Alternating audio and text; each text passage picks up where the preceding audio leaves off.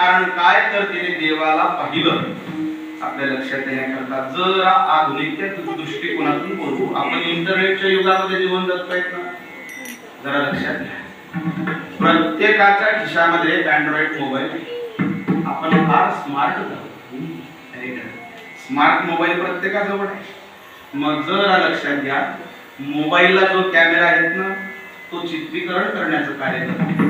त्या मोबाईल मध्ये साठवलेली मेमरी अर्थात केलेलं चित्रीकरण साठवलं जातं, त्याला मेमरी असं म्हणतात. आणि साठवलेलं चित्रीकरण प्रगट करण्याकरता तिथं स्पीकर असतो. हे त्या तिन्ही क्रिया आपल्या देहाच्या संदर्भाने लावून घ्या.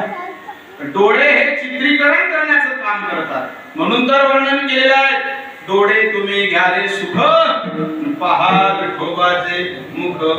आणि ज्याने ज्याने प्रत्यक्ष डोळ्यांनी माझ्या परमात्म्याला पाहिलं ना, त्याची अवस्था हीच झाली. एका डोळे हे कॅमेरा प्रमाणे काम करतात, मन हे मेमरी कार्डाप्रमाणे साठवण्याचं काम करतं.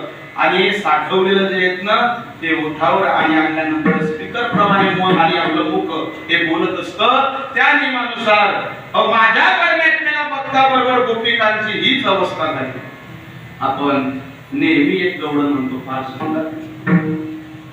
पाहिला पाहिला नंदाचा नंदना, पाहिला पाहिला नंदाचा नंदना, पाहिला पाहिला नंदाचा नंदना, पाहिला पाहिला नंदाचा नंदना,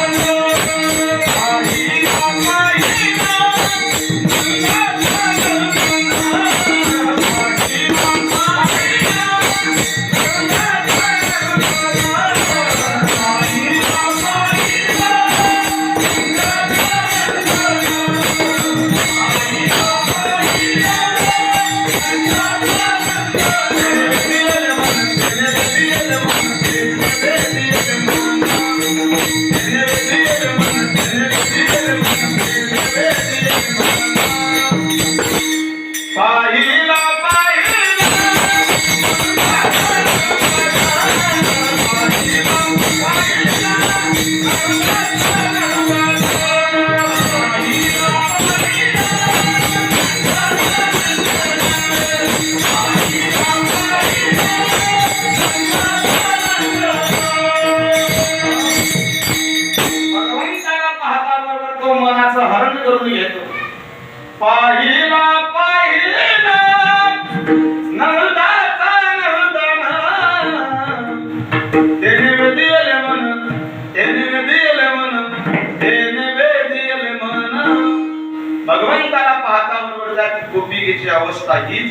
केला डोळा, मग डोळ्यांनी त्या परमात्म्याला पाहिलं. परिणाम बैसला मनी, तोच मनामध्ये बसला. आणि जो मनात होता ना तो ओठावर आला. तोची वदने उच्चारे म्हणून हरी घ्या गोविंद घ्या. का हो तुकोबा, मग या गोपिका तर साध्या बोळ्यात म्हणे हो. मग ही कला कोणाची? त्याच्या सारखा कलाकार जगात कोणी सापडणार तो भगवान परमात्मा इतका कलाकार आहे.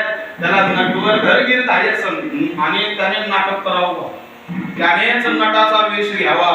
त्याच्यासारखा कलाकार जगात कोणीच नाही. ही कला त्याची आहे. अभंगाच्या तिसऱ्या चरणात